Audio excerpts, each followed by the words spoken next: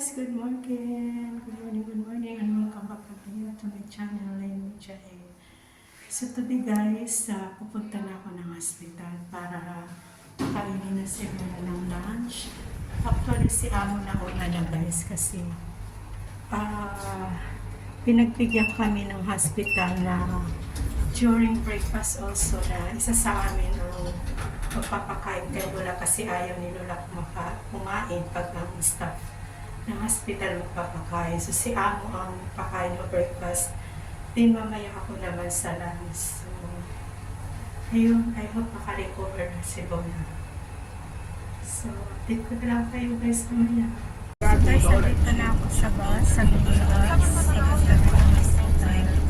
Nakita guys yung view ng ongoing class.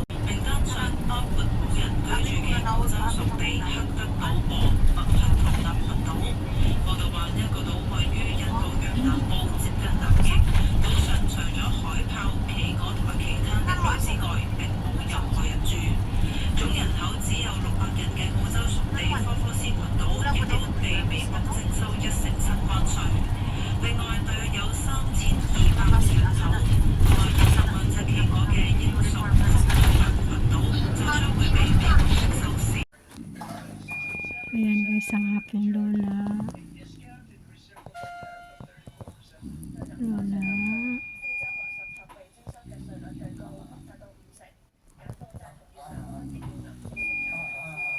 So ayan guys, ang lola ko. Tulog na siya. Kunti lang ang kinain niya ngayon dinner. Pero kanina lunch wala talaga siyang kinain.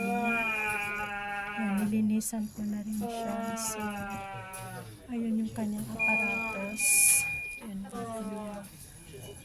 Yan, medyo mababa talaga yung vital sign niya.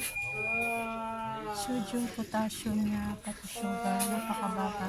Tapos yung BP niya is 64. Yung BP niya 64. 43 lang ngayon. Tapos yung sugar niya is 0.1. So, grabe guys. Ayan ang kanila. So, ayan bali guys yung bed ni Lola. Ayan guys, pag-uwi na ako. 8 o'clock na. So, yun lang guys. Hanggang dito na lang yung aking vlog. Thank you so much for watching.